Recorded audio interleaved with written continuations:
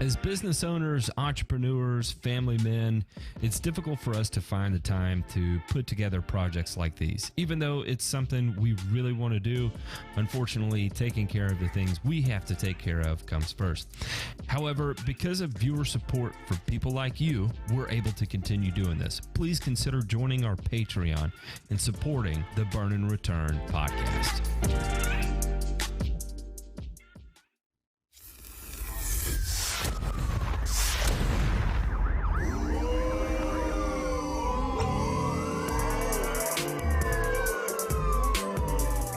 You're listening to Burn and Return, a weekly 1-hour podcast covering news from the agricultural and turfgrass industries.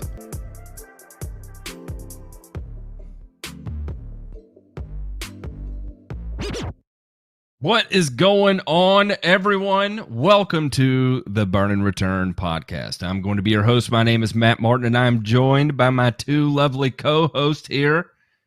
I've got Mr. Ray Ito. Ray, how are you doing this fine evening, sir? I'm doing well. That's fantastic. I wouldn't accept it any other way. And Mr. DeMay, how are you, sir? You know, Matt, I was driving along the highway today, and I was thinking to myself, I had a lot of time to think today, and so I saw a guy trying to pick up a mattress off the side of the road. You know those ones that blow over off the side, and you don't know like why it's there, if it's the guys that he left it and he's coming back for it. Is he just see a nice looking mattress on the side of the road? He doesn't want to pick it up. I'm just wondering, like, how do we fall so far behind as a society that we're no longer picking up hitchhikers and transient sex workers? We have to pick up mattresses. That's what I thought about this afternoon. So with that, let's continue. That's 2021 in a nutshell.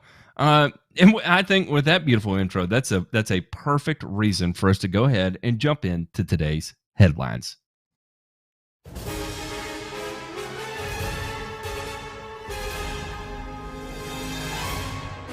Nothing to fear here. This is just the news.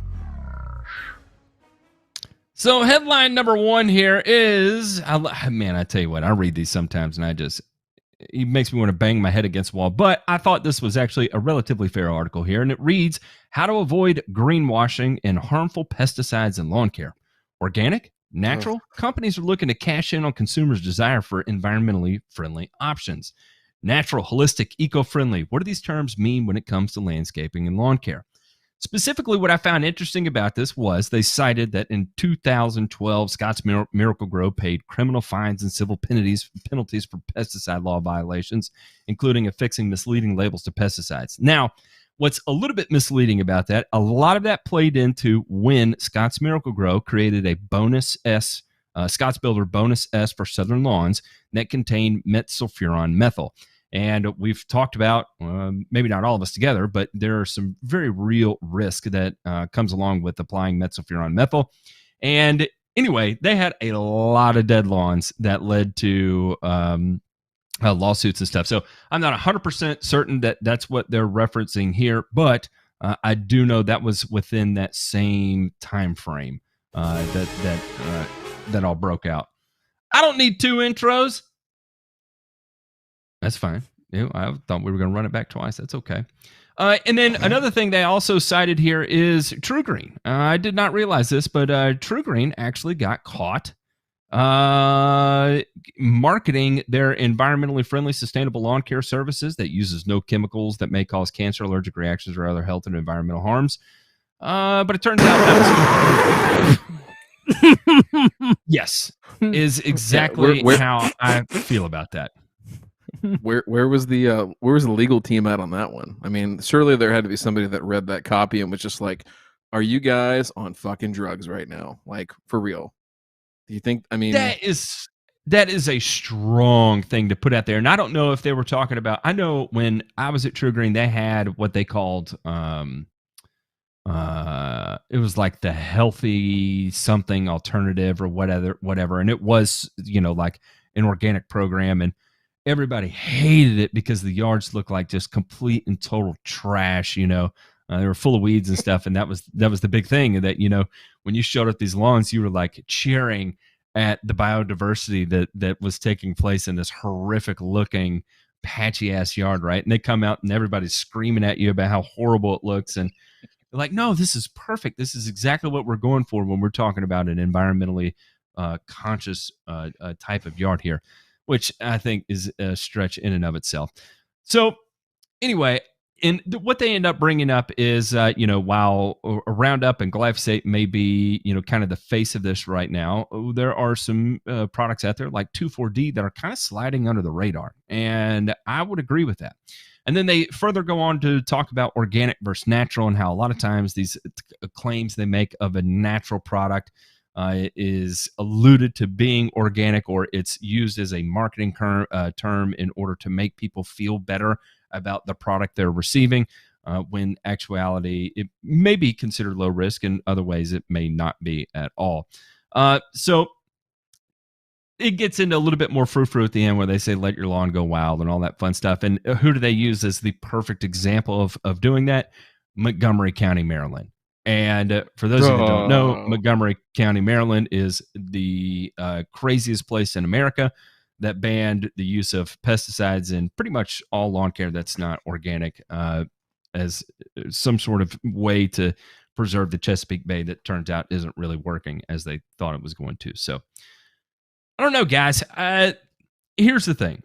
And there's one reason that why I wanted to bring this up is the false advertising perspective. I think that's something I kind of harp on a lot. And I'm tying it in with another article we're going to be talking about later about a company that was advertising as an organic product, and it turns out it actually contained about 50% glyphosate. So with this going on, and I think about all the lawn care guys that are out there right now, and they're looking for. So we've entered this situation where lawn care is still growing, right? Guys that are out treating lawns, this industry is still growing, and that is a positive thing. What happens is that people are looking for ways to differentiate themselves from the competition, right? Because these lawn care guys, the prices are going up on them. They're going up on prices to their consumers. There's more work than they can take on right now, so they're even further raising prices, to kind of weed out the riffraff that may approach them about taking on as a lawn care client. And so, they look for ways to be a market differentiator. And a lot of times it's, that they take a hybrid approach, or a sustainable approach, or an organic or natural approach. And I think there's some risk in doing that you have to be incredibly dialed in with your language in those types of scenarios, or these people will start deep diving into you and call a spade where they find it, and it may not be pretty. What are y'all's thoughts on it? Okay. Ray, go ahead first. Do you know what kind of people seek me out specifically, Matt? Not these people. No. No. Absolutely not. I mean, these people that seek me out are basically sick and tired of all of the wasted work and horse shit. They're tired of it. They're over it. They're over it. I mean, just give them something that works and works reliably. And at the same time, they also look to me to not be that person carrying around that leaky plastic hand sprayer full of glyphosate all over the property, dripping, dead spots into the lawn and the landscape. In other words, they look to me to where, okay, yes, I spray, but I'm responsible about it. Man, there's a lot to use Matt's favorite verb here, unpack in this one. The first thing is true. I agree with Matt. True Green or anybody, I don't care if you're a one-man band or you're the biggest kid on the block, you ought to be careful with how you say what you say, right? In public, in the way that it's presented in a marketing fashion. We get on here, we joke around and everything like that, but that's different speech than putting a marketing claim out there and saying that this is my company and who I stand behind it and the work that we're going to produce. So, the thing about all this stuff is, number one, I agree wholeheartedly that these words, right? natural, organic. They're all warm, fuzzy feelings that people get when they hear them, but when they see the results, Ray, they're like, Yeah. that's not what I expected. So I would say it's two different ways. Number one, to Matt's point, I think there is a niche here to fit in, but you have to be an absolute expert at communication and setting expectations and resetting expectations and resetting expectations, right? Because it ain't ever going to be a 10, right? In our eyes, but maybe it's a 10 in somebody else's eyes. And this is the thing, Ray, we did this a long time ago at my previous job, and there was a lot of clamoring for organic and natural and going down that path. And I wasn't against it, but I said, listen, let me show you what organic looks like. Let me show you what natural looks like. Let me show you what a hybrid approach looks like, and let's look at conventional, right? And I'm going to have you tell me what you like to see and what you like to play on, right? And then we'll take it from there. And I think you do the same thing in lawn care. I think you can show folks, hey, this is what we're going to get. This is topped out on a hybrid approach. This is the best it's going to look, feel, all that kind of stuff. Are you happy with it? Are you happy with the price? Are you happy with the warm and fuzzies you get from saying that, hey, I take some of the things off the table that are really, really harmful? That might be good enough for some people. So, but in general, let me stop you in that. Go ahead. Overall, Ryan, I always gravitate towards the reduced risk products, as a rule, because I have to think about their dogs, their cats, their kids. I mean, I got to think about that kind of stuff. So it's not like I have that stash of chlorpyrifos, in the secret box on my truck. I don't have that. I'm not doing that. Buy army worms. But the whole thing is I also am very transparent with people in that if you want the that lawn to be an 8 to a 10 all the time, this is what we need to do, because if you go hybrid, here's your trade-off. That property will require a lot more labor to deal with, and somebody pays for that work. Number two, if you go for the total organic, same thing. Somebody pays for it. But then if we go conventional and it's managed in a responsible way, then you probably, I think, get the best of both worlds, where you get that 8 to 10 all the time, and you get it at what I consider a fairly reasonable price. Yeah, I think the biggest thing overall is that, if you look at what is out there in the marketplace right now in terms of services and everything like that, there's definitely an opportunity to do better in that space of the organic and natural folks, right? I see smaller companies that are succeeding here locally, and I see some other locations that are succeeding. But there's a woman up in Minneapolis I think we should try and have on. She does a all natural or very organic forward approach. I'll find her name, and J-Pink, we'll see if we can get her on here because we're booked up through GIE, and then in November nothing goes on in Minnesota, right, Matt? I mean, they basically just camp out in their igloos, and who knows, right? And drink ice fish. The last thing I'll say is this: is that if you don't think that these people are watching you, if you don't think that you're going to be scrutinized, forget it. Right? It's coming. So, all right, let's hear about some non-foot eating fish. This one, guys, on our show notes here, I named this a China fish farm poisons Africa, which is that is not actually how it read. It said fish farming is feeding the world, but at what cost?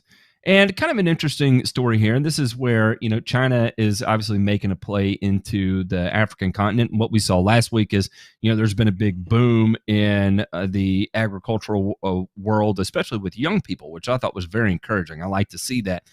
However, what they have here is a fish farm, And they had their body of water just outside of the Gunjur community there that turned completely and totally red. They tested it, and turns out pollution at these levels is an absolute disaster, they said. And it turns out it came from one source: illegally dumped waste from a Chinese fish processing plant called Golden Lead, which operates on the edge of the reserve. Now, how do they react to this? They find this company. Guess how much, gentlemen? It's got to be a real hot wop of a doozy, right? $25,000, which of course the Chinese company described as paltry and offensive, right? Small money. However, small money. Matt. I know. And to call that paltry and offensive is just really something. It just is absolutely laughable. If that had been in the United States, that would have been a $250 million to $2 billion fine that you came across there. And why did I bring this up? I don't know. But I think it kind of plays into this thing that as we were talking about before, when we were talking about these renewable projects and sustainable projects, and you have to follow the stream up, right? To make sure that what you may be receiving is indeed an environmentally friendly approach, or a sustainable product is the whole supply chain that affects that worse than what it would be otherwise. And I understand waters are overfished right now. The demand for fish as a food source exceeds what the population is right now. The demand is greater than what the availability, and so it requires fish farms to come up. But we run into this situation again where what do we do when we have it? We do a nice thing, and then we take it all away by dumping all the waste into the water, which ends up poisoning the waterways, killing the remaining fish, and destroying a local community, which is a terrible thing. Nat, I have known for a long time that farmed fish is just environmentally dirty. Okay? It's a filthy process, and everybody talks trash about, the kind of bad things that you feed chickens, pigs, and cows. That pales in comparison to the things fed to farmed fish. Okay? It pales because do you know what's in a lot of these foods that are manufactured and used in these factory fish farming operations, guys? Let me give you some guesses.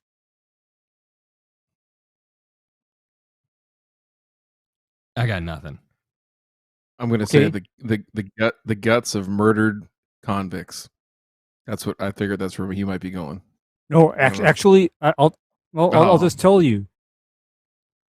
For factory farmed fish, what's frequently present in their food is a cocktail of growth enhancing steroids, antibiotics, and anti-parasite medications. And that's all needed because and that's all needed because it is not natural for fish to be packed into such a small living area. It's unnatural for them to be crammed into a little pond. Are you trying to say that some of these salmon could hit it with J-Lo? Is that what you're saying? No, I don't some know. of these a lot of the salmon and whatever is just not the health food that they tout it as. Okay, it's not. Isn't this the same moral of the story here, folks? Right? We have organic lawn care that makes everybody feel warm and fuzzy inside, but that's not what they're getting, right? They're getting bait and switched, right? Or they're getting something that they wouldn't feel good about if they knew. But how many people do you think would fly off the hand? Yeah, the truth. And how many people do you think would walk into Kroger or Publix and be pissed because they couldn't get salmon on their salad bar salad because they want it right now? And that's the thing, right? You're trying to feed people at scale, a global scale, and guess what? There ain't enough fish in the ocean. There ain't enough corn out there. You're going to have to do some unnatural shit to make it all work. And this is the thing we live in. This is the And world it we can live be in. done. The thing is can it be done at the prices at which the fish is sold right now, right? Like, for Fair, instance, if this fair. was turned into a pure aquaculture environment that had plants growing in it to help, absorb some of the cleanup and risk remediation, is it a contained waterway where everything is left on site and it's not leaching out into other communities and stuff? There could definitely be some improvements that are done. Again, this is China investing in Africa. It's the wild, wild west of them right now. So, it's I saw, I conquered kind of sort of mentality, right? What did they Anything give them goes. a soccer field or something to allow them to the mineral rights of mining down there or something? I think that's pretty par for the course for what we see. But I think it is something to keep in mind that, as we continue down this path of sustainability, trace it. Traceability is an important piece of it. And for people that are going to continue to make these claims, investigate. Check it out. And by the way, do you know what caused this run on fish?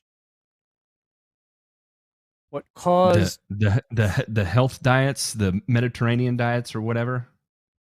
Yeah, all that horseshit health food crap. Because Matt, guess how much of that I follow?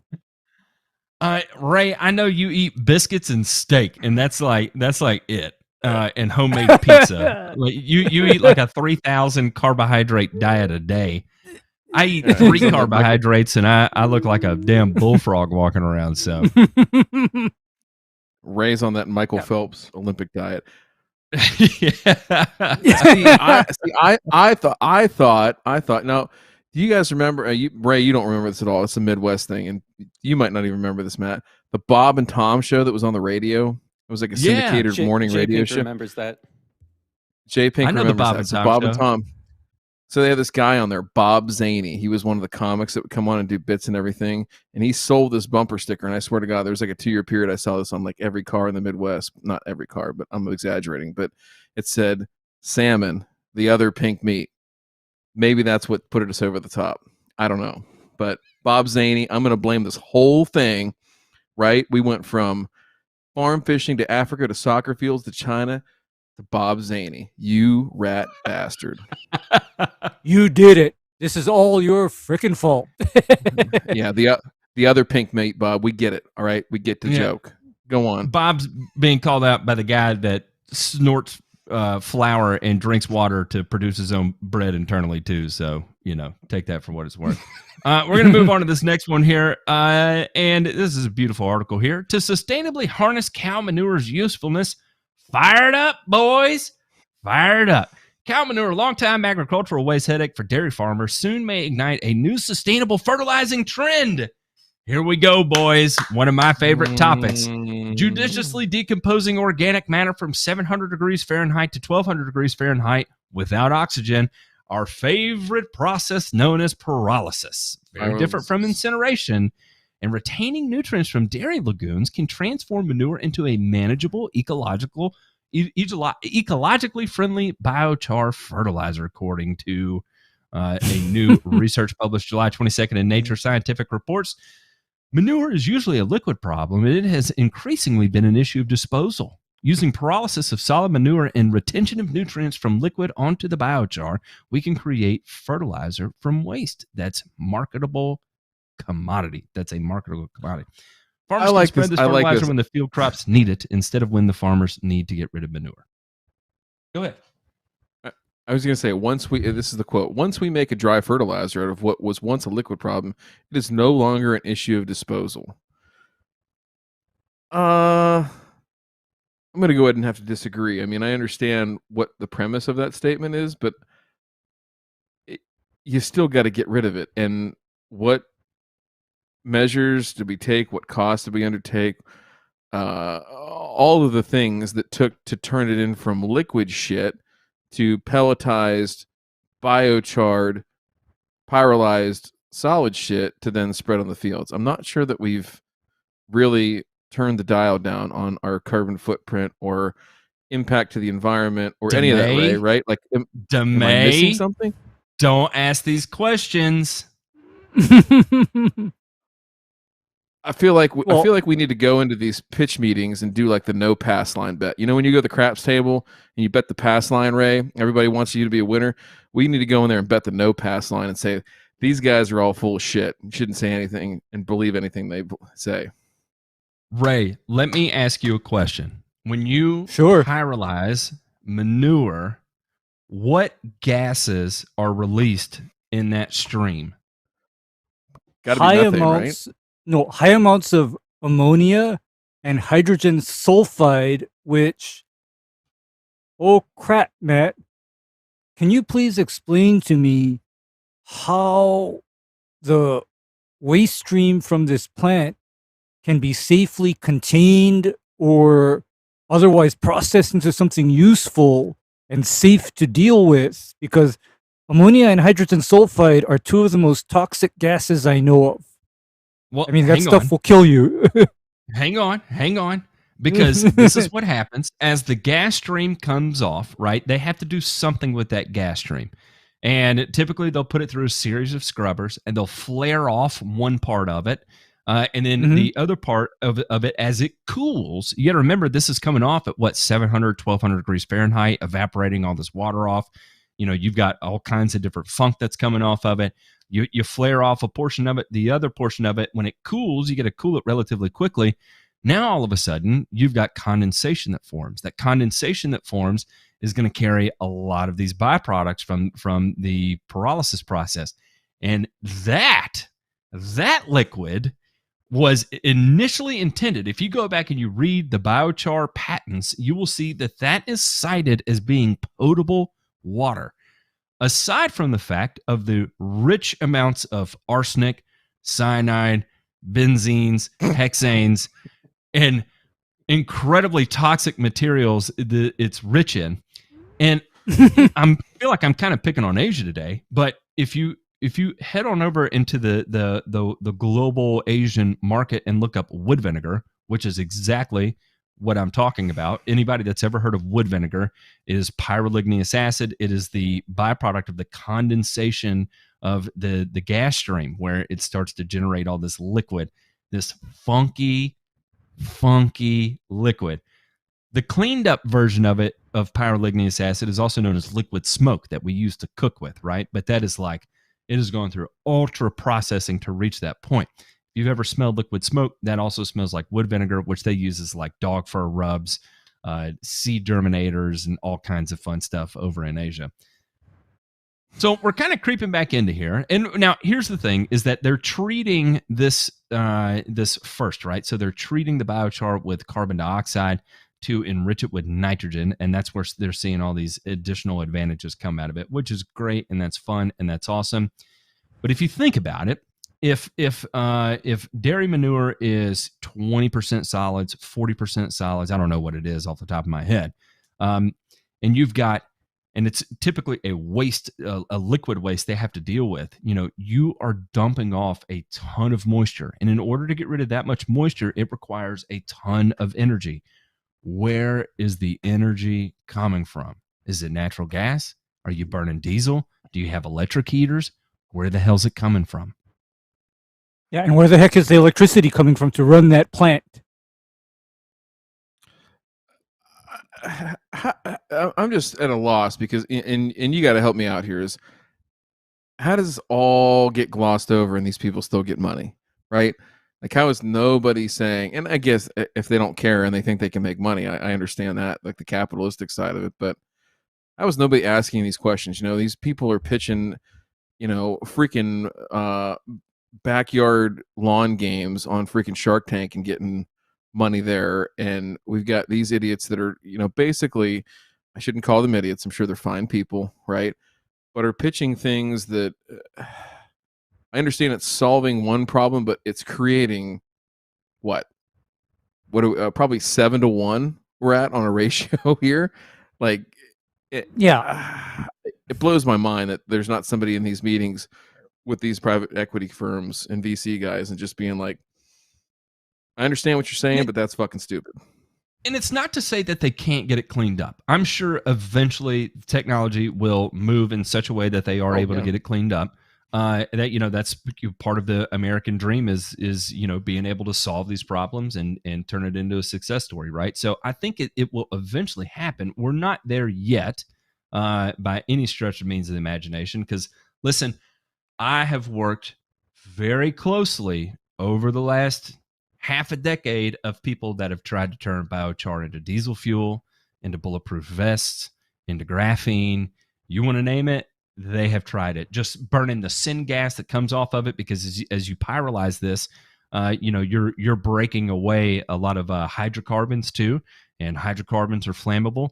And unfortunately, you go to power a generator off this hydrocarbon rich renewable gas stream, right? But it's a very dirty gas stream, and then it fouls up engines and all this fun stuff. So it's getting better. It's not there yet. And so I would say a lot to this right here, that if someone else is already running this process, if somebody else already has the infrastructure in place, has the system in place that is effective, I don't know of any biochar facilities in America right now that are profitably generating renewable energy in a safe way. I don't know any in Canada. And if they were, I would ask to look at the books very closely, because the efficiency of pyrolysis is just not there yet. And the secondary effects from it as well, right? So I'll kind of leave it at that. This next one here is, we got a DWI on a lawnmower, gentlemen. These are always my favorite. A New York man arrested for DWI on his lawnmower. On Sunday, New York State Police arrested John M. Ormsby, 58, also known as Matt Martin of Schuyler Falls, for DWI after he was stopped on his lawnmower while driving through the intersection of State Route 22 and Northville Road in Schuyler Falls, New York. He had a BAC of a .22. Oh boy, was lit. .22's up there. It is. If anything beyond a .15, and I'm like, I'm gonna take my shirt off, I'm gonna grab the guitar, and I think I'm Aerosmith, just flat out. You think? I'll tell you what. That would be an interesting. I wish they had those stats, right? That you can keep that some type of like biometric device on you, so that like you could go back and tell everybody like what your career BAC. Yeah, I averaged like a 185 for my career, whatever. That season, that 2006 year, my sophomore year at UT Knoxville, I was the 300 hitter, boys. Yeah. There's a reason why I cried so much that year. What? Okay, so Or the thing I'm trying. What? What? Or in my case, it was, I spent most of, I think, 1989 to 2000, to 1995 above .1. Hey, if you're strapping up a 5-gallon sprayer with a motor on your back every single day, I don't blame you for self-medicating, sir. Not one bit. No, that was before. That was before then. That was before then. That was when I was, young and stupid. The chapter segmentation of Ray's autobiography is really going to be important. I mean, it really is. I'm just going to say this. Old boy had himself a good time. Maybe thought he was going to go mow some lawns, right? Maybe he was out of beer money at the bar, and he thought, man, I'm going to go down there to Shirley's house. I gotta make me some money. I'm going to go get, it's going to be $30. It's going to be $30. I'll just tell her I'll trim and blow tomorrow. I'm just going to mow today. And we'll come right back over there to the Elks, and we'll keep getting fucked up. That was exactly the self-talk.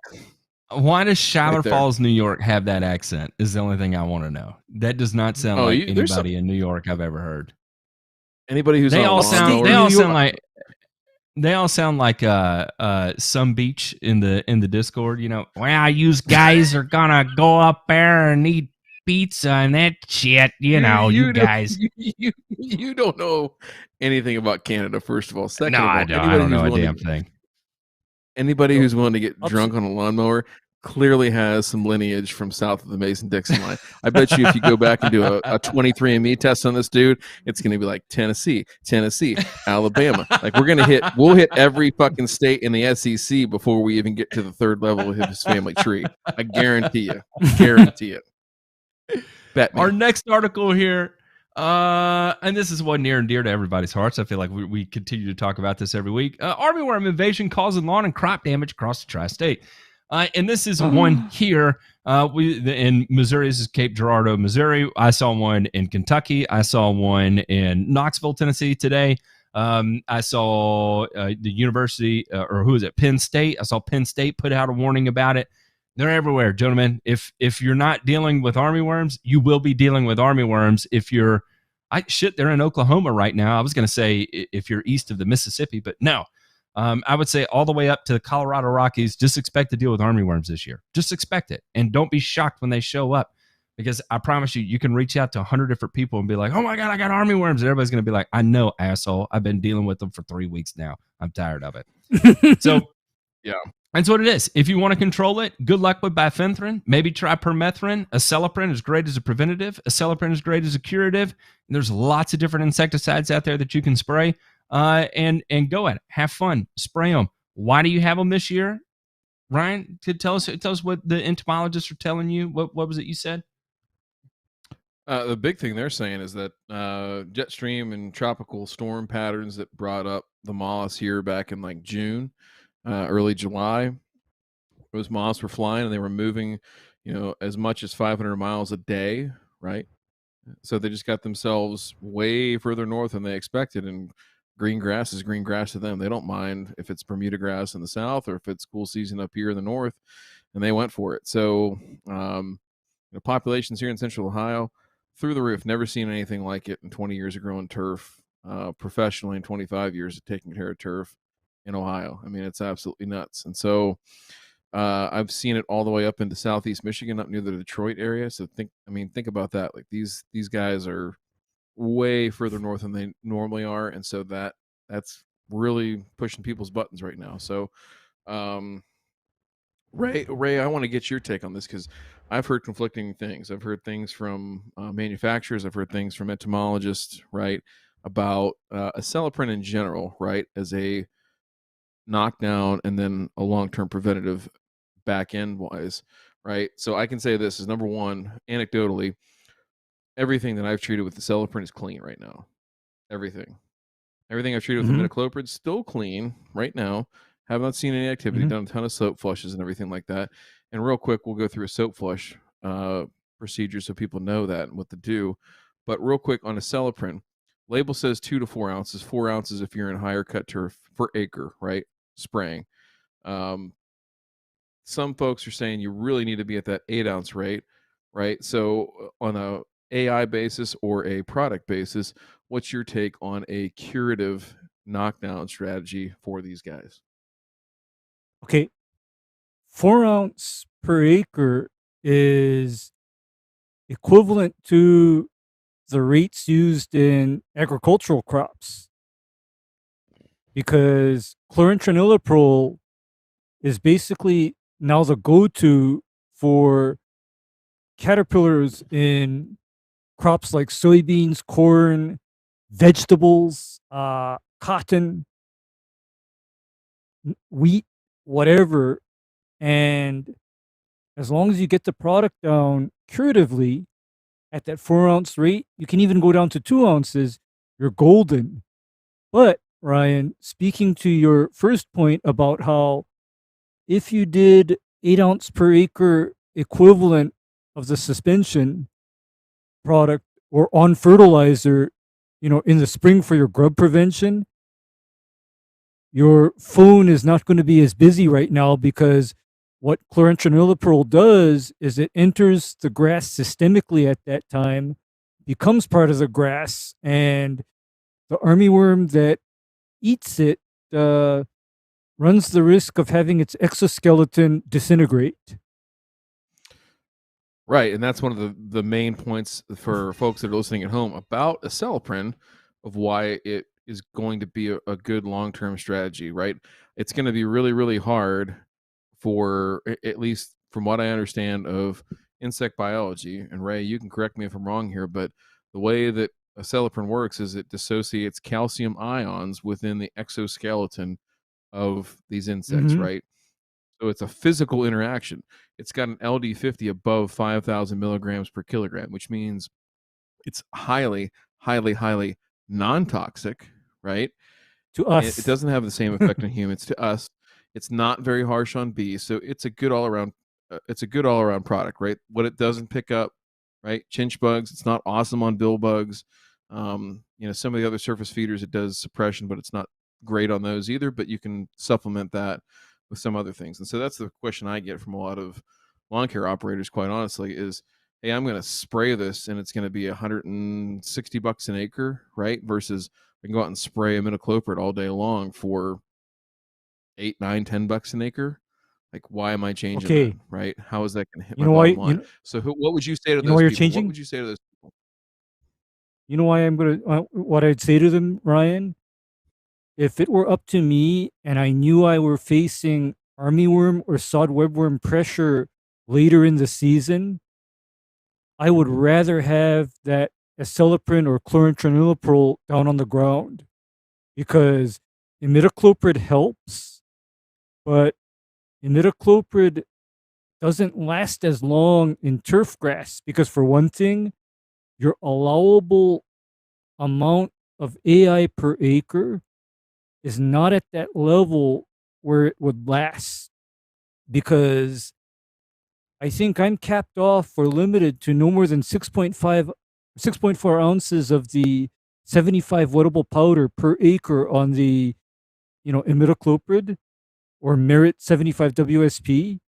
And I can tell Mhm. you that if I apply that in the spring, that may get me through June, July, August. But I'm reaching for or counting how many bottles of Dialox I have on hand come November and December, because here's a little comforting thought for you all, above, say, California. Here in Hawaii, I can see armyworm at Christmas.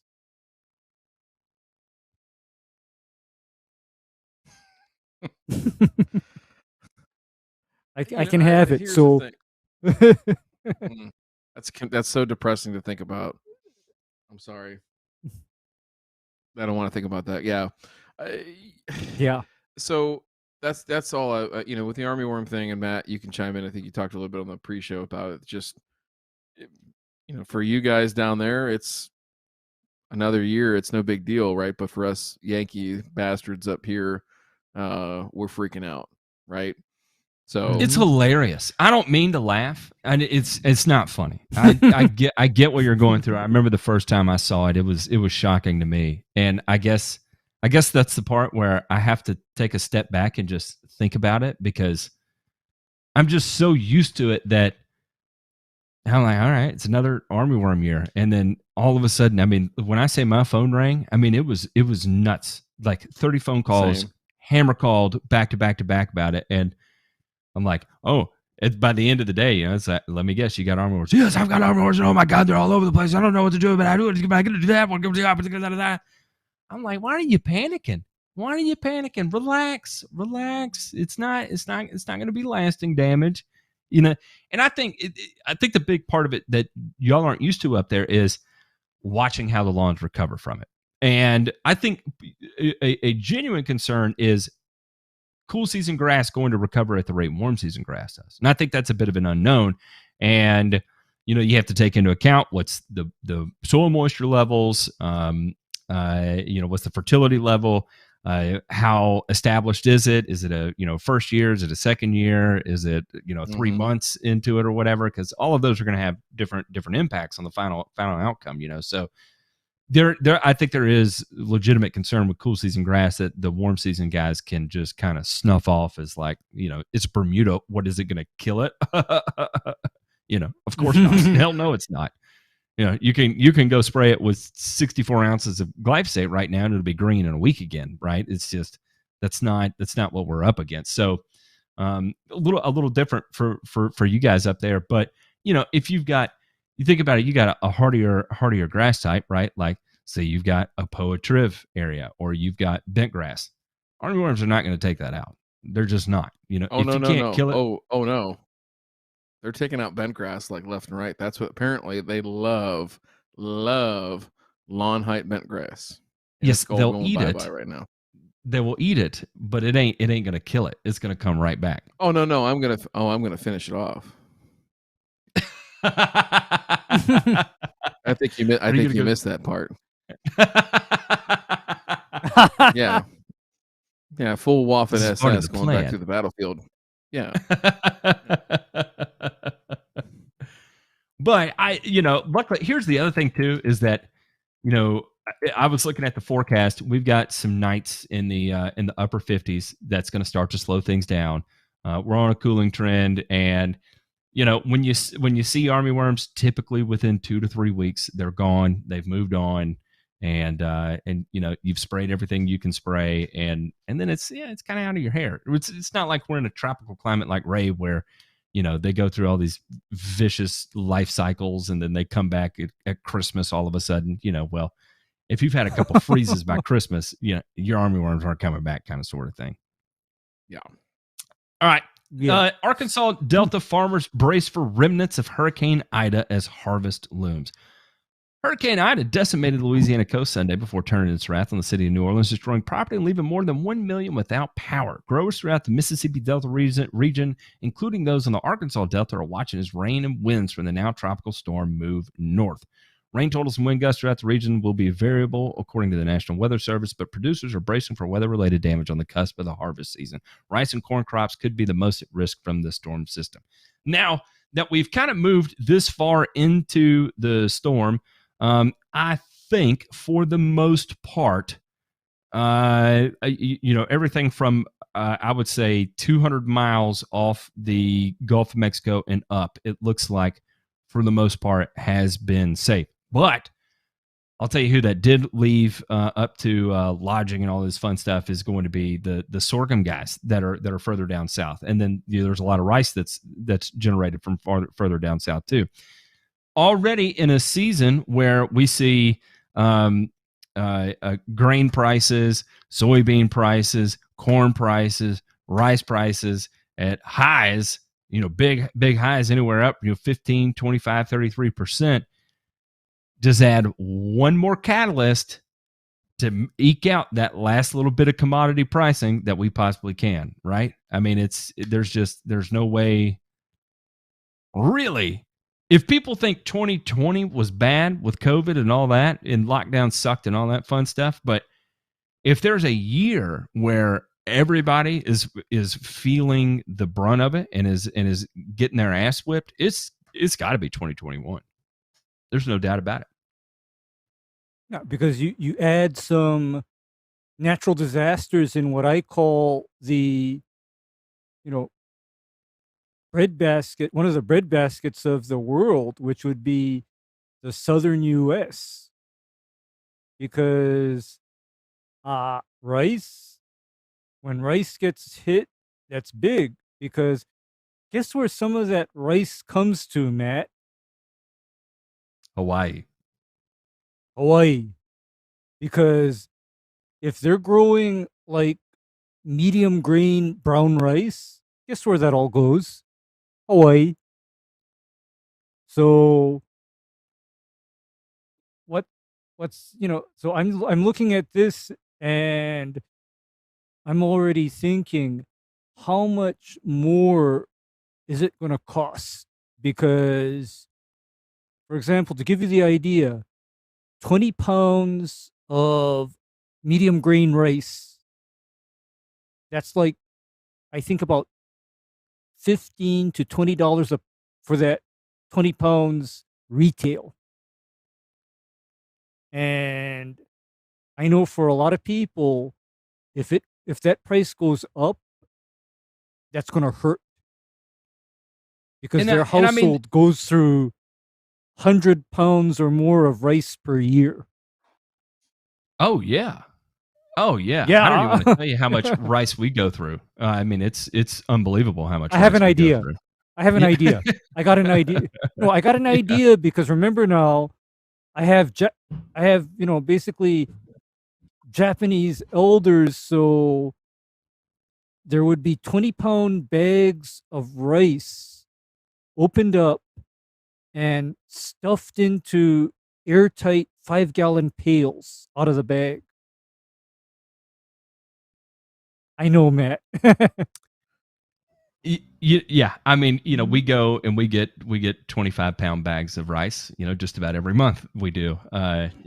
Between my wife and my two kids, it's just about the only thing they consume in this house, and it's a little bit frightening how much rice we go through. The rice cooker stays on point all the time. It's always running. It never stops. Oh Lord. Yeah, it is. I know that scenario. Let's just say that I know the scenario, and 25 pounds a month, that sounds about par for the course. So this is going to hurt. The multicultural household here.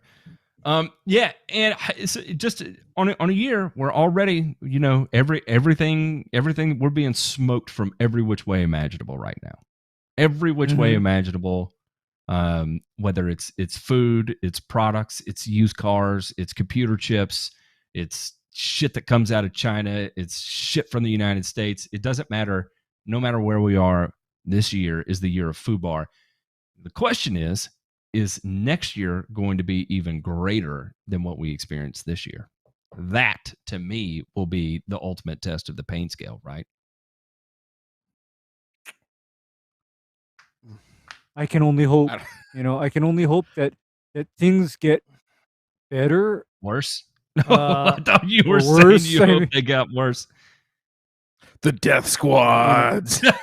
I thought it was fucking teed up for you, Ray. I mean, he threw you a batting practice softball. And you just had to go. That's what I was going for it. Well, you know what? That's going to be like something that is going to be so off topic and so controversial. I'll save it for the show after on Thursday. Okay. I know where you were going with that, Ray. Yeah, I was baiting you into it to see if you would take it, but you did it, and that's fine. No, because it's like this is not the time or the place for it. No. All right, we're going to move on to this week's sponsor. We've got two sponsors this week. Just kidding. Well, yeah, actually, we do. You know what? You know who's sponsoring this week? The Grass Factor sponsoring this week. Head on over to the website. Go to thegrassfactor.tv. You'll see J Pink has added some pages there. Of course, there's going to be merch, and then this is what we're doing to help offset some of the costs of the GIE for some of the fun stuff we have doing there for the members only and the patron members only. And of course, we added a new tools page. So if you head over to the tools page, you'll see that the application planner, which is just a ripoff of the what do you call it? The growth probability model, the growth model from Pace Turf. It's a ripoff of that. And I'll tell you, I've got another guy in the Discord who's added a little bit of functionality in there and not quite ready to go. I got a bunch of people testing it right now. And so you're going to be able to log applications in it, and then it will deduct from your yearly nutrient removal rate. So kind of some cool functionality we'll be adding to that as it's developed. Also, the roll your own database. So if you're interested in rolling your own herbicides, you get a little cheat sheet there for you to work off of and see exactly what you're going to be saving. Pre-emergent programs. If you're interested in learning of mitigating herbicide resistance and how to appropriately rotate, he's got a great little presentation there that it should make decent sense. The other thing, too, is this is self-sponsored. So we'll go to subvertmpk.com. Subvert Nutritionals, this is my fertilizer company here. If you see something you like, check it out. Feel free to holler at me. We have a full line of cannabis and hemp products as well as lawn care products. And we've got free shipping through the end of the year. So, we can save you some bones. If you're a pro applicator, you're interested in trying something, it's great because now's the time to get free shipping from small packaging all the way up to large packaging. Hey, free shipping kind of sort of deal. And that's where we are. Now we're going to move into the burns.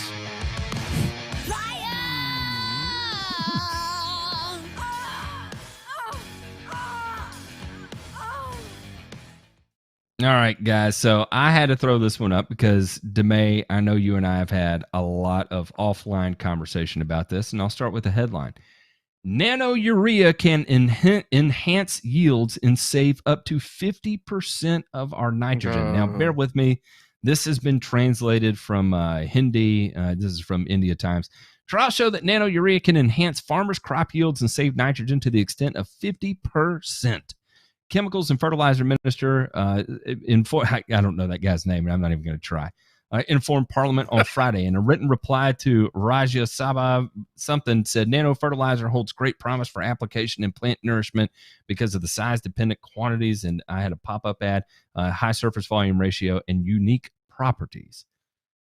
So, and for those of you, so what they specifically tested here, and the little bit of digging into it I did, they are formulating a liquid nano urea, and how they're stabilizing this as a liquid, I don't exactly know. I would have to dig through, find their patent or whatever they did to try and figure it out. But basically what they are saying is that keeping the ionic state of urea and at the nanoscales, that you're increasing the efficiency of urea so much that you don't have to apply as much, right? So where typically you would need to apply a pound of urea, because our current modeling shows somewhat kind of takes into account the loss percentages of the fertilizer we apply.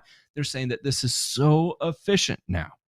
At the nanoscale, it is so efficient, you only need a fraction of it. In fact, you only need half the amount of nitrogen. Here's the caveat. Are nanomaterials safe when they're so small they can pass right into your bloodstream? Just curious.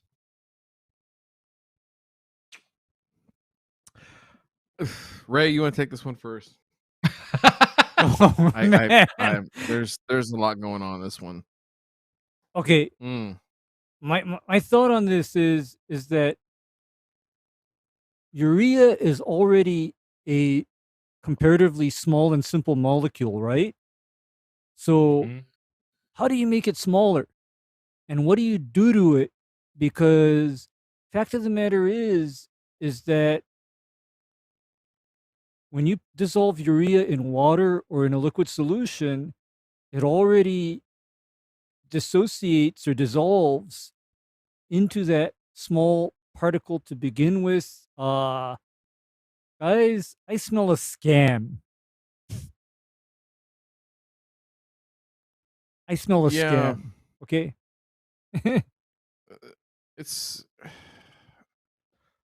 Here's the thing. I understand what they're trying to do, right?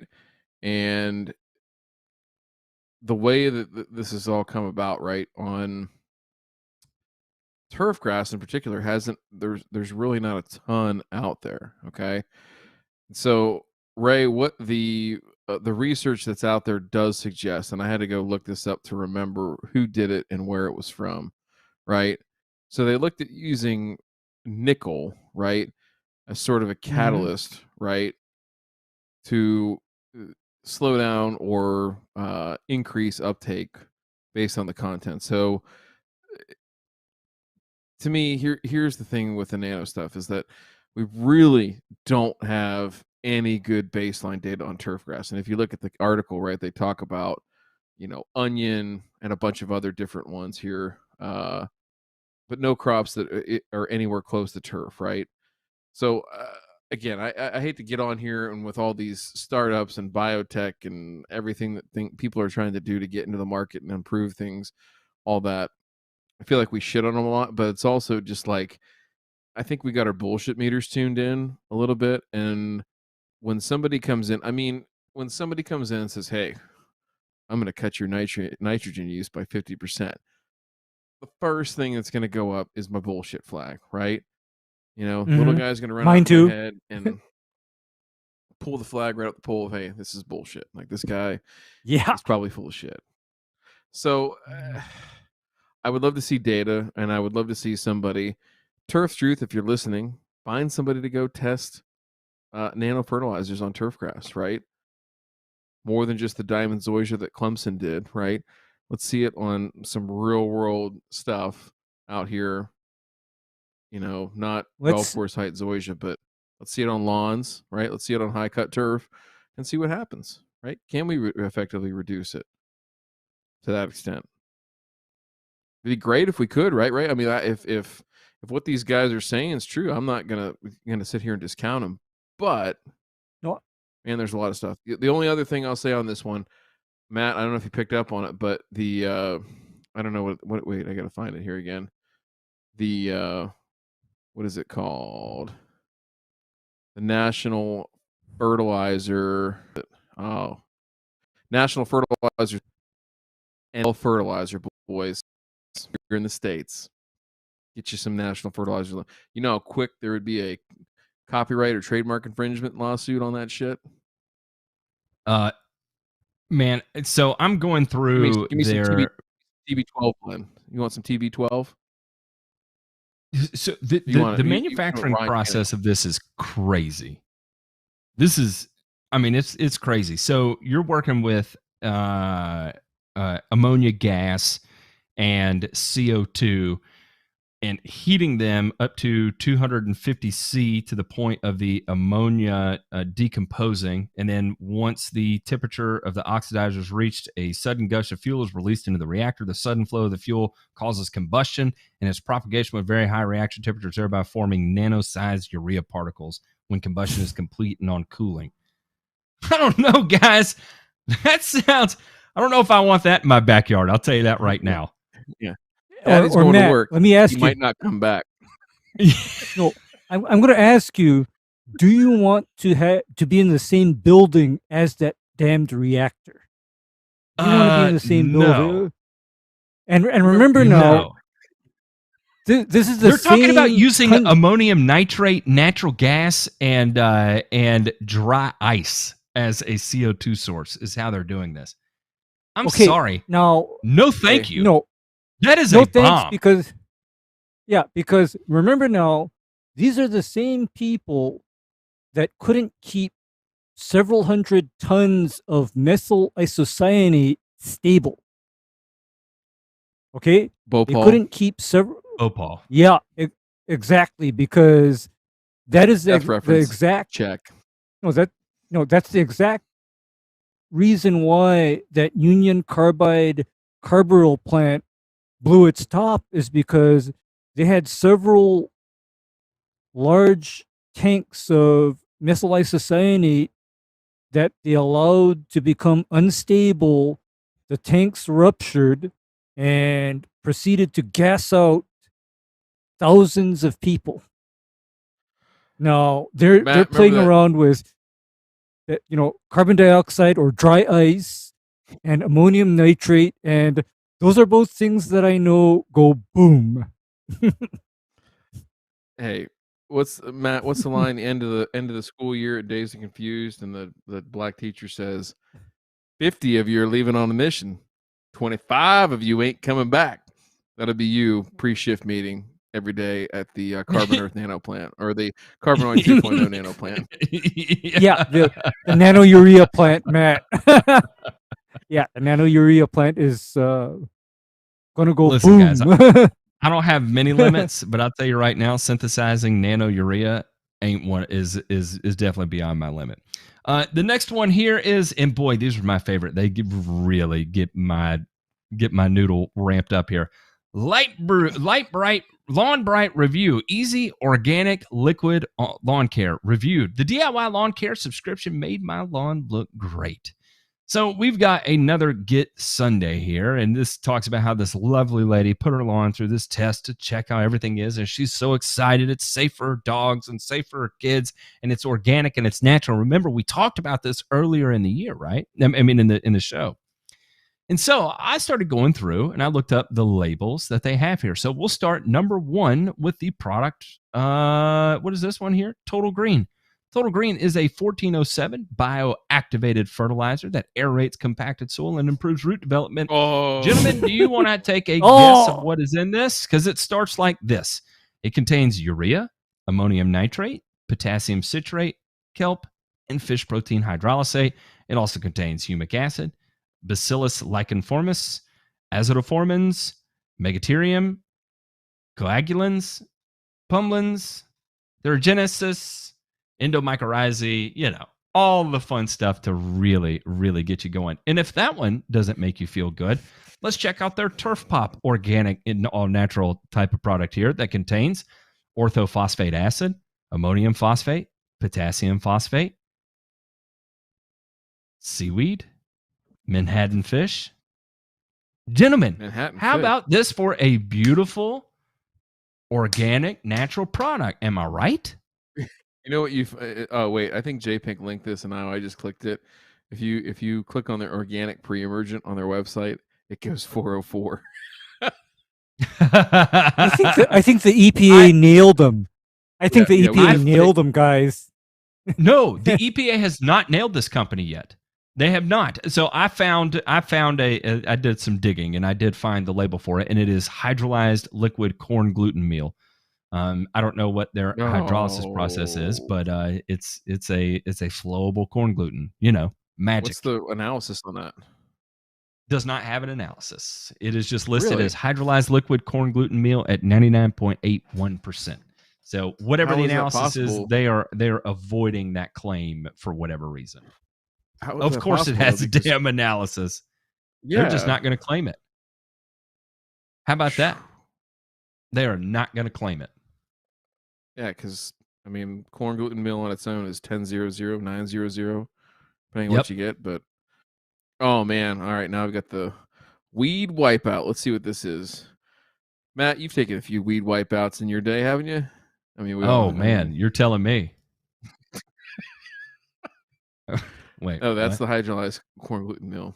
Yeah. Yeah. Oh, yeah. That is it. That is Root it. RX Turf Pop. There might be somebody that listens to the show that hates us that might find that offensive and go after these guys. So if you are listening, please do. Litigation today. Turf Pop. The green machine. Urea, potassium phosphate, ammonium phosphate, more fish, more seaweed. Guys, there's not anything about this that's natural or organic. Like, this is just straight up synthesized raw materials that all liquid fertilizer manufacturers use, except for the fish. I know. That's the only thing you need. Fish before. I like the fish. The fish is good. No problem with the fish. Yeah, it's good. I got no problem. It's good. Well, lovely. So now it gets to smell like that sewage that was coming out of that. No, it would smell just like the sewage that they dumped in that bay in Africa that killed all the fish. Yes. Because guys, I remember what the Alaska fish emulsion smelled like. Because there was this product called Alaska fish emulsion, came in a 1-gallon jug, and all the old-time orchid and bonsai growers were crazy about it. And gross. That's what fish smells like. I'm gonna see if I can find the product I use. I love these guys. Here, let me see if I can link it. And they'll probably hate me for doing it, but whatever. Because they're very low key. This stuff we would get this in 30 or 50 gallon drums, 55 gallon drums. Here it is. Is it the one from Shark? No. Let's see if we can get a label on this. Somebody give me a label. Where you at? Great guys out there in Lancaster, PA. I'll zoom in. Bear with me. So, the fish stuff is like, I don't know, right? Like you're getting some of those proteins, amino acid kind of things. You get that vibe from it, right? And what you're actually getting, and this is no joke. So the guys that sold me this way back in the day when I was on the golf course would even tell you, like, hey, listen, when you get into high disease time, right? Like now or middle of July, you need to cut this rate back. And of course, I was young and I was stupid and I was pedal to the metal and I wouldn't do it. But I started doing it towards the end, and check pots did look better. We weren't spraying fungicides, and overall, it was a good product to throw in there. It was cheap, at the time, and I didn't feel bad about putting it in there. But I don't know, Ray. This stuff. Oh, this so is it from did, Old it Barry. didn't. I know this. Yeah. Or You know what's these his name? guys? Eric? Was it Eric? Eric Morgan. Eric. Eric Morgan. Yeah, he's Great, a sharp guy. super good dude. Yeah, Yeah. he knows his stuff. Mm. So, the big thing with this Ray though is that you'd have to skim it off. I mean, legitimately, you'd have to put it through like a paint strainer into the bucket because you'd have like little chunks of fish guts and scales and fucking bones and everything. Like they did their Yeah. best. This you knew you were getting the real deal here. This wasn't like, Oh man, I'm just catch of the like, day from 2 weeks ago that they threw in a bucket. yeah. You see, you know what this reminds Look me how happy of? that fish is too. Look at that fish jumping Yep, out of the that water. fish Look how is- happy he looks. Yeah. Okay, based on your description trout? though, I could be, but anyway, you know what this stuff sounds like? This sounds exactly like what they call fish sauce in Southeast yeah. Asia. Yeah. Okay, use this that sounds cooking exactly like everywhere. But Yeah. okay, fish sauce is essentially fish that was thrown out in the sun, allowed to rot, and you collect the drippings from that and you put it in a jar, and so therefore it's also salted before it's allowed to rot. That's the difference. But anyway, I'd imagine that the smell is similar. Okay, the smell is similar. So, Ryan, now you understand why I have an affinity for things like steaks and pork chops and pizzas, because they don't smell like that. Okay. Yeah, you don't have to leave pizza. You don't have to leave a pizza out in the sun. Just leave it out. Are you Ray? This is a serious question for both of you because you just got it on the topic. Leftover pizza.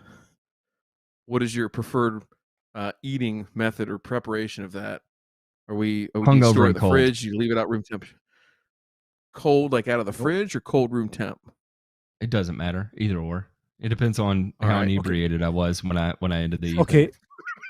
And Okay. if it's For the first thing me, I see, I'm just going to consume it as is. for me, here's my pizza reheat.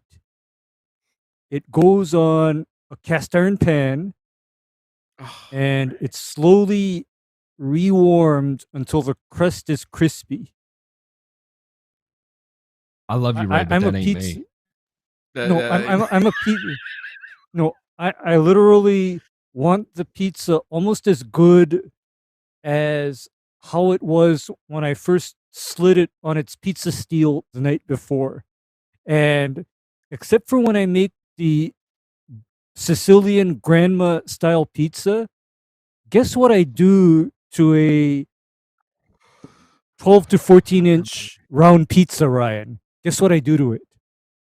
Eat the whole thing in one sitting so you don't have any leftovers. There are no leftovers. There you go. See? There are none. Okay, damn it. See, I knew it. I knew it. I knew it. I knew it. I knew it. Oh, We'll that's such a we'll deeply move on. personal question I had to ask. Go on. To the next one here, and I've got this under Burns. I don't know. I kind of wanted to flip it into return all in one here, but teenagers lawn care company out of business after thieves steal equipment. And so young kid, Richmond Heights teens lawn mowing equipment, which he used for a small landscaping business, is gone. He's asking for the public for their help. My first reaction was I was in so much shock and super angry and frustrated because I worked so hard, said Wilson Stahl of Lawn Barber St. Louis. The thieves spotted the trailer around 4:15 a.m. Sunday morning, got the equipment, and came back to steal everything. The coupler was locked. There was a big lock on it. They just backed their truck up, took the straps, and strapped it around the bumper and pulled it away. The thieves are caught on not one, but 3 different security cameras. Kid was quoted as saying, I put so much effort into it in so many days. I just sweat and worked so hard for it. And I don't think they realize it, or if they realized it, or were just terrible people, maybe a little bit of both. And they just took all of that away from me. Listen, to the motherfuckers that decided that this was a good thing to steal from any lawn care company out there. I mean, you've got to be a real piece of shit, because these are the guys that are out there working their ass off. And look at them in the video here. These are the most horrific looking people I've ever. This is. I'm going to say this. Frustrating. People steal this shit because you know why? You know why people steal this shit? Because there are pieces of shit that are worse. That's what I'm saying. There's pawn shop, but there's people buying this shit on the black market. There's absolute. I mean, I've seen it. I've heard of it, and I can remember being, I don't know, like 18, 19 years old. Guy a little bit older than me had a lawn care company, and pulls up one day. He's got like not a new mower, but a really new mower, and I'm like, dude, like where did you get this? Like, this is when zero turns are really like just starting to come and become commonplace. And he was like, oh no, I got a good deal on it. And he told me, and I'm not a man of the world at that point, but I'm like, dude, that's probably stolen. Like, no. I just got a good deal on this guy. You know, he wanted to get rid of it. And I'm like, nope, it's stolen. Sure enough, 6 weeks later, right? They pinch this guy, and he tells them and rolls on everybody he sold it to. Now my buddy didn't get in trouble, right? He didn't know, but lost his mower because it was stolen, right? He bought it off this guy. So he was out the money.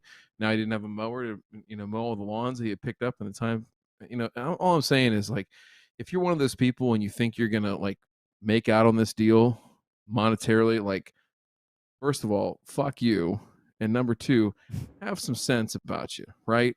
Seriously, earn it the right way. Earn it like this kid was trying to do. Go out there, do the work, earn the money, buy the equipment, and do it the right way. So that's my only thing, is just every time I hear about this, I feel sick for the people, but I just can't help but think about, the people that are keeping these thieves in business, right? And that's the thing that's probably the most frustrating, is they're probably amongst us. We might even know them, right? So if you see your buddy or something get something new and you're like, man, where'd you get that? If they give you a sketch answer, don't feel bad about calling them out. I wouldn't. It's bullshit. Ray, what do you think? I'm just beyond words. And people often ask me, how come I can turn my back on a truck full of equipment, for example, and not worry too much about it? It's not because I have the super alarm system. It's not like I have the, booby traps. It's not that I have my friend's Dobie, sitting in the driver's seat. Because, by the way, I have a friend with a beautiful black female Dobie. She loves me. But if you don't belong there, she'll eat you alive. But anyway, I digress. But the reason why is because I have so much exotic one-off equipment that basically if anybody else in town is seen with it, they know it's, where the fuck did you get this from? Because I only know one person that has this shit. And it ain't you. No, it's so gonna be like, so where the fuck did you get it from? Say, man, did you see Bobby over there in Ewa Beach was spraying with a backpack with a trident on it? Weird, man. Yeah, Ray would take the landscape scissors and put it to their nipples, then their appendages. No, who said landscape scissors? No, who said landscape scissors? Because, Matt, I go straight for the 32-tooth carbide-tipped saw blade. What's the scene from Casino? I keep doing movie references. Screw the scissors. Screw the rotary scissors, Matt. Can you do that with your left hand? And then Matt's old favorite one, the hammer right to the hand, just bam, right there, going for it, right? I can see Ray doing something like that. No. All I do is Ray would torture these people. It would not be anything friendly or socially acceptable. He could never tell anybody about it, but they would never steal anything from him ever again. 100%. No, Yeah, and you know, Luke and you know taught me a why? lesson. No, you know why? It's because as much as I'm afraid of, you know, the Muslims, I believe they do have one thing right in that thieves should lose the hand that they use to steal with. They should lose their Moving fucking on. hands. All right, listen, this next one here, this is the highlight. This is the highlight article of the show. And it starts out exactly like this. EcoMite LLC selling misbranded products. So it turns out this subject is a notice of advisement from the California Department of Pesticide Regulation. This is a notification that EcoMite LLC may be in violation of provisions of the California Food and Agricultural Code in implementing regulations for their products. Whack Out Weeds, EcoMite products may be misbranded and or unregistered in violation of California law. Specifically, DPR believes that your products, your company markets as organic and minimum risk 25B exempt, contain glyphosate and other disqualifying active ingredients. And if we scroll down here and we take a look at what Whack Out Weeds actually contained, it contained 192 milligrams per milliliter of glyphosate. And to convert that into units that you and I both understand, that would be 19.2%. And to put that into perspective, most commercial concentrations of glyphosate we use as professionals is a 41% active ingredient. So if this is a 19.2, this is roughly half Ranger Pro. And then added to that, for shits and giggles, is a little bit of cypermethrin, bifenthrin, permethrin, and carbaryl. Gentlemen, what in the fuck is going on in someone's head to sell an organic glyphosate replacement that is made up of 50% glyphosate? And you know what the use rate on this was? 8 to 12 ounces per thousand. So that would be a 4 to 6 ounce per thousand rate of Ranger Pro. This Well, you know what that sounds like to me? Lethal as shit. 2 gallons Toxic. per acre on 41.5 is ridiculous. All right, so to put that in perspective, right? Like if I was going to go out and kill cool season right now today, Ray, right? I might go 2 quarts if I'm going to go crazy. 2 quarts per acre. Going crazy. I could cut that down in half and still probably be pretty successful at a quart per acre. These guys, though, not like I'm trying to. Here's what I want to know: is like, what was the conversation like in their minds? Because it was okay. Clearly, we're gonna misbrand a product, put something out there that is completely not what we say it is, but. somebody was like, yeah, that's all good, but like, you got to make sure the shit works. And so, Tommy the chemist is over there running the numbers, and he's like, crunching this all down, and he's like, I got it, guys. I got it. Big deep drag on that Pall Mall unfiltered. And what's that? Now we need Sam. I'm gonna go movie reference again. Before he spits it out, he's going to do the Samuel L. Jackson from Jurassic Park. Hold on to your butts. And then he just says, here we go. 2 gallons per 1,000. Going to light it up. This is the most impressive label. And it's not just the fact that this is a non-selective weed and grass killer organic alternative. Why not throw a little bifen, permethrin, cypermethrin, and carbaryl on it just for grins and giggles? We're going to add a bunch of insect controls for fun. Dude, you have your perimeter pest control, perimeter weed control, all of it. All the perimeters. Here's where it's no longer funny to me, and this is like horrific, is if I wanted to sabotage a certified organic grower, I mean, like, fuck him up for at least 2 years, what I would do is I would throw in cypermethrin, bifenthrin and permethrin because those active ingredients are easily detectable months after they're initially applied. And let me explain something to you about the certified organic growing program. When you are certified organic, you submit samples of your soil, water, plants, etc., and they test for everything.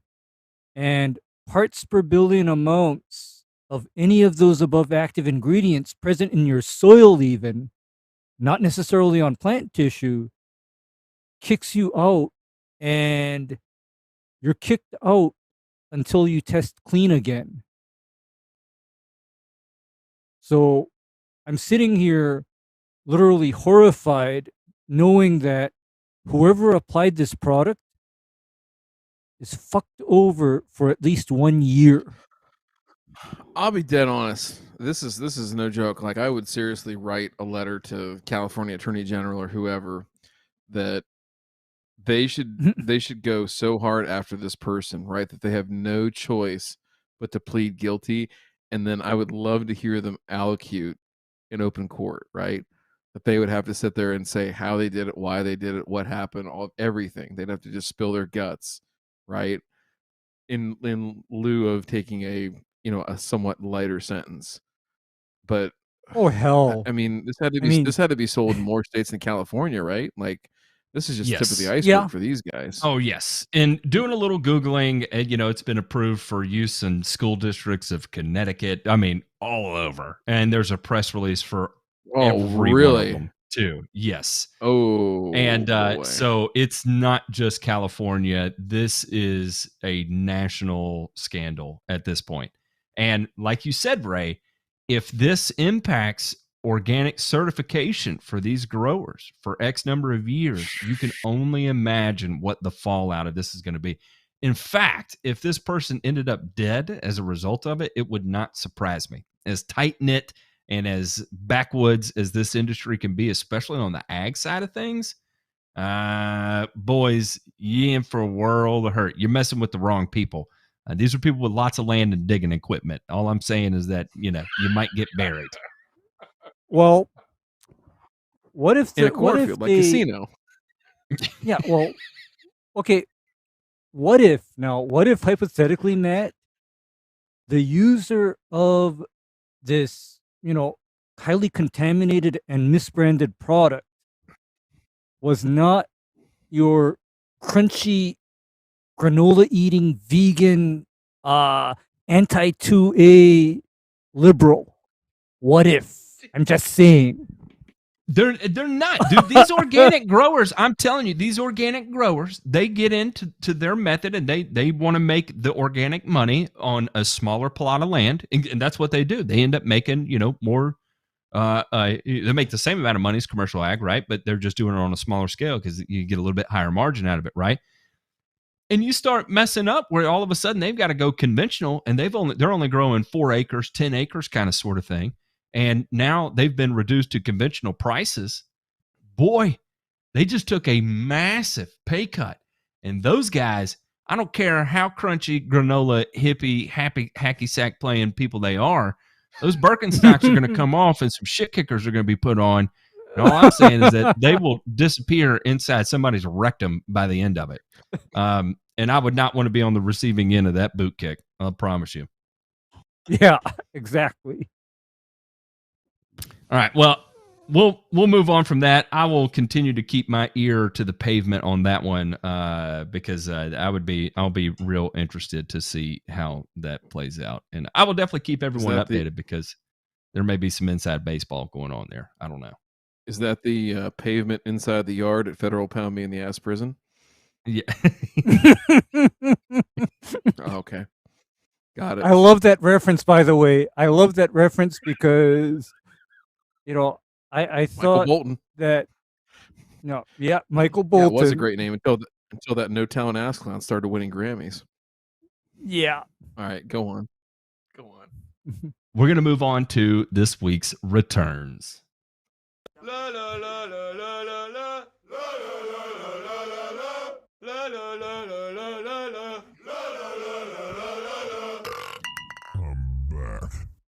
All right, starting at this first one, I thought this was kind of interesting, and it was good to hear. I like when somebody gets to stick it to the man, so to speak. And it reads like this: regulatory hell. Farmer and veteran wins 10-year wetlands fight with the government. And to kind of summarize this old man had 2,200 acres, and the government came after a very specific 2.2 acres. So he had installed a drainage system on it. And eventually the drainage system failed, so they stopped farming it. And they referred to this as it became a swamp and therefore a protected area. He asked for permission. He was given permission to make the repair and resume farming it. Well, as he cut down the trees to start that whole process, they deemed him a swamp buster, therefore in violation of law. And the federal government came down with the almighty fist and stuck it to this guy. And for the last 10 years, he has been fighting over, even though he was given verbal permission, it was not in writing, and the bureaucracy of what is the government in general held him tooth and nails from being able to farm, maybe not necessarily altogether, but he was FUBAR'd for a long time, and he damn near lost everything trying to fight this. But he did, and he won, and life is returning back to this old man to be able to work out those last few years of eking out every last bushel of corn and soybean that he absolutely wants to. I love to see it. Sticking it to the man. Hey, it's no joke, though. Like, this is something that... whatever.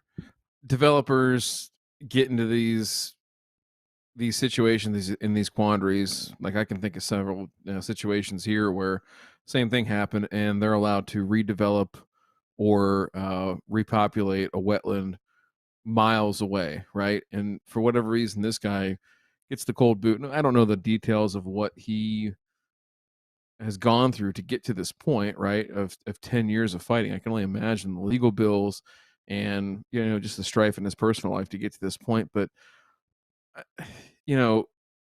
proving a point, right? That this is my land. Like, you told me I could do this. And then I guarantee you that what happened was somebody in good faith said, hey, yeah, you can do that. And then at some point, whether it was told to them after the fact or they realized that after they told him that they fucked up, and they couldn't own up to it and say, hey, listen, you know what? We screwed up. It's 2.2 acres. We're going to allow this to happen and stand behind our word because we messed up, right? But they're the government and they have to save face. And I understand all that kind of stuff. And I'm not anti-government, but I am anti-nonsense, right? Ray, I think you're the same way, is that the government's here for a purpose, but at the same time, this is nonsense, right? This guy's been on this land for how long, right? And yes, third generation. Is it an emergent? Yeah. Is this an emergent wetland? Yeah, by the definition of it. But this guy, it was only an emergent wetland because of improvements that this guy made and then wanted to make right again. And so, I don't know. I kudos to this guy. I'm glad it worked out, but it's unfortunate that it took as long as it did to get to this point. And luckily, his son was able to help him out through the legal process, because could you imagine what the cost of legal fees over a 10-year period would be? And then on top of that, where do you find a lawyer with this level of expertise taking on the USDA and all the local laws and all that bullshit? I mean, stick it to the man. Take him down. Move on to the next one here. Third grader starts his own lawn mowing company. Here we go, gentlemen.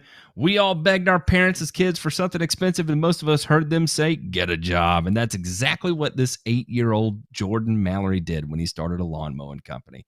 In Nashville, Tennessee, it takes some people years to start a business, but for one young man, it happened before he even reached high school. My dad, I told him if I wanted a new dirt bike and four-wheeler, and he said that for me to start a business. I asked him what kind of business. He said a grass cutting business. It's only been a few weeks, and Jordan admits it's not easy. I had to buy gas. I got to fill them up all the time. It's a lot of hard work, but he has help thanks to his mom. The first day I asked people, they said no. The second day I went out and tried, they said yeah. I'm super proud of him because as soon as he gets home from school, it's homework if we have any, and then he's out to go out and task it and get it done. Kudos to this kid. for working in the industry.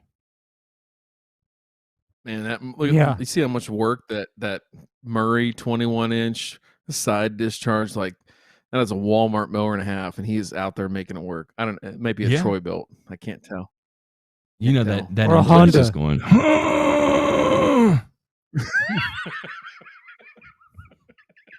Right through that 6-inch, right through that 6-inch Bermuda, right? Yep. I know. You know, this poor kid's going to hit a golf ball or something, and it's going to freak him out. Ray, what would we have to pay you to wear those pants while you're doing lawn care work? Because I will buy them for you right now. Like I will go. No. I'll even- Ray, what would it cost to have you mow a yard with that mower?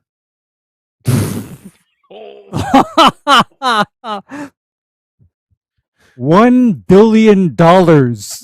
No, we can set some charity up. Like I'm serious. We'll find some rickety ass shack somewhere up there in Honolulu, and we'll say, hey, you need to let your grass go for like 6 weeks, right? And then we want our friend Ray to come in there and push mow this for charity, right? And you know, we can do something like that. We'll set up a charity, like every step or every foot you mow or something like that. Like we'll donate something to a charity out there in your name, right? Actually, I'll tell you what, guys. At that point, it's not even the mower because that is my actual use for the 32 tooth blade. Is when something gets high, the saw comes out. Oh, you put a saw on a rotary mower? No, I have the saw on On the the end of weed my eater. trimmer. Oh, okay. I put The a same saw on saw my that you trimmer. would use to torture the people if they ever stole your equipment? The same one that I would use as the theft deterrent. Okay, Matt. I get it, Ray. I could see Ray out there with a giant carbide blade taking out the sides of people's vehicles, just shaving through right down the whole side of the car, taking out their windows with it, car tires barreling straight through the rims of the wheels, just everything. The whole Yep. all I can think of with Ray is the saw is for all my life I've been making this distinction, right? And I've been making it incorrectly that you know, you go like this, right? And everybody thinks G spot, but really this is the gore spot for Ray. This is, you know, you goose the throttle a little bit, you're going to get into the gore spot with the saw and just blood, guts, tissues everywhere. So 9-inch blade at 7,000 RPM. 9-inch blade.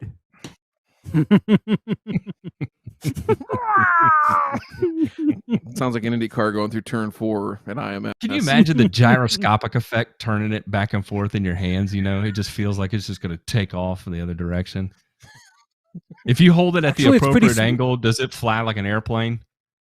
Nope. It feels really smooth and steady.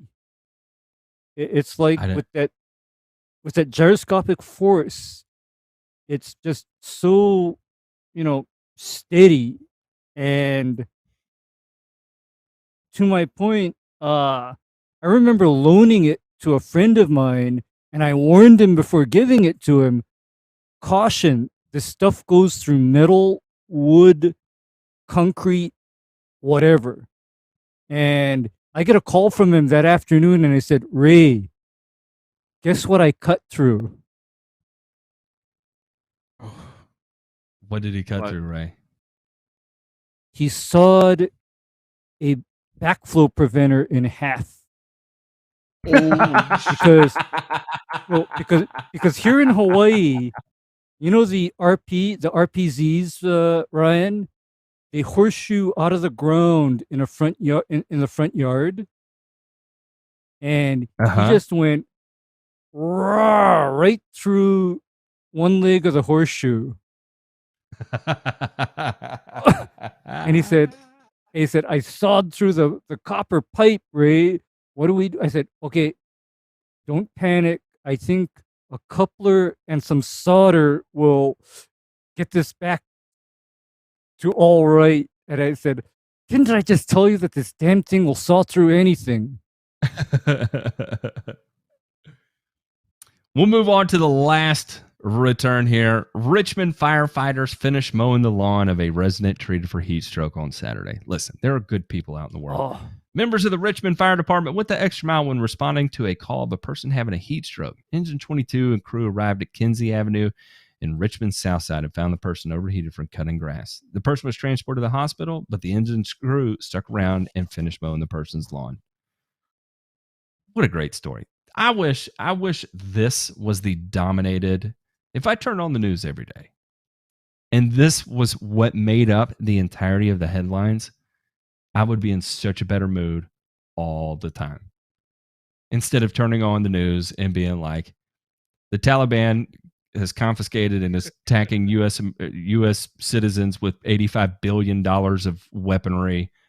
COVID has migrated into a new genetically superior form that is resistant to everything and will kill everybody tomorrow. You know, the typical the world is ending stuff. This is great. I wish this is what made up the news. me too. I mean, this just is what makes me have some faith in humanity, that there's still some people that will do the right thing even though they're not mandated or required to. I mean, it's stuff like this that keeps me going to where I don't think that, 50% of the population needs to be immediately terminated. All right, we're going to be checking out this week's mailbag. You've got mail. And we got a question from Alex here. Alex said, with all the talk about global warming with regards to the environment, what do you feel is the single greatest advance in homeowner lawn equipment? And I didn't know how to answer this. I would give the stereotypical battery powered equipment. Gotta be the hose and sprayer, right? Hose and sprayer, yeah. Ryan. Surely Ryan. I jest. Ryan. Wait. I mean, there's some people that would argue for it. Ryan. What am I doing? How much have I put out? I don't know. I don't care either. Was this thing on? Damn it! It's empty now. I didn't know it was on. Daggum, Marty! I just went out there and treated my whole backyard with a jug of that stuff. I treated the fish pond with it. This is the damnedest thing. I spilled the whole thing in it. I was filling the pool and I forgot to take off the hose and sprayer. I just them's koi is brown now. I don't know what to do. They're browning upside down. I would say battery powered lawn equipment. There's companies that have made headway with it. What is it, J Paint? You use the Ego? Don't you have the Ego system? I think my parents have that too. Ego's not bad. My guess is sprinklers, right? Better, lower precipitation rate.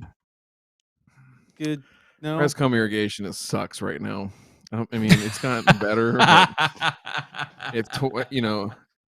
seriously, you're at the mercy of the installer. You're at the mercy of the installer, and I'm going to say this: that I'm not calling anybody out, but I am. Is if the biggest advancement that a manufacturer needs to put out is a plastic stake that goes in the ground that holds a half-ass PGP head, and that's the best we can do. Like, that's the big product launch for this year. We've done fucked up. We have. Yeah, we've done nothing. Yeah. I can go get me a Half Moon sprinkler there from the Ace Hardware down the street and do just fine. Is this in the context of global warming? I mean, the battery powered equipment thing is something I really do believe that the robot mower thing is gonna change a lot. I don't know how fast. I don't know if that'll be a 3-year thing, a 5-year thing, a 10-year thing, but I really do believe that is going to change the way that we maintain our lawns quite frequently, right? Or quite honestly. I think the frequency of what it's able to do versus what we see in terms of turf health with, typical lawnmowers, whether they be real or rotary. Ray, the short amount of research, the limited amount of research that's been done thus far proves pretty unequivocally that there is an improvement in quality when mowing with those. And so to me, that's kind of where my stock bet would be, is the robotic mowing piece. Yeah, I would agree with that. For your typical high cut, cool season lawn, I'd say the biggest advancement would be the robotic mowers, and what that'll do basically is that I can see that reducing the carbon footprint of lawn maintenance quite a bit, because tell me now, how is your typical half acre lawn mowed out in, say, Canada? Zero turn. Okay. You know how much gas goes through a zero turn? Shit tons, Not a right? small amount. Not a small amount. Yeah, shit tons. Because I can talk, because I mow like a half acre with my greens mower, and I'm barely through a quarter tank, or about 16 ounces of fuel. But if you're talking about your typical lawn, that's a lot of gasoline. However, here's what I'd like to see as far as an industry advancement. I'd like to see off-grid charging options for all of these battery-powered tools to make them, less consumptive. Because to me, the second I need to stick something into an outlet, like a battery charger, at that point, it's minus points as to whatever energy savings that tool supposedly provided. The moment it's connected to an outlet. I don't know if it's aftermarket or if it's OEM, but I know Husqvarna does offer, or you can, for your Husqvarna robotic mower, you can get a docking station that does have solar panels on it. So, and those are supposed to be, not just like, hey, you also plug it into a 110 outlet. I think you can still plug it into a 110 outlet if you want to, but the point of it is to be completely off grid if you need to be. So, yeah, interesting stuff. I just think, the global warming piece, like, is that a thing? I think all of this is just more tech related, right? Like, if you look at lawns and grass and turf management and everything, like now, like, we are so far behind ag, as an industry, even though we're, very closely paralleled to them in terms of, what our overall goals are and things like that. Like, we're not even scratching the surface right now. So we'll see what happens here, Ray. Hopefully maybe in the future we roll into an Olive Garden, they'll have, robotic coconut shrimp grills. Wouldn't that be nice? Oh, wait a minute. That's already a thing. That's already a thing, right? No, it is a thing, and yeah, there's already robotic pleasure droids. Yeah, I was gonna say is you need VR goggles and just make sure you don't thrust to your TV. That'd be bad.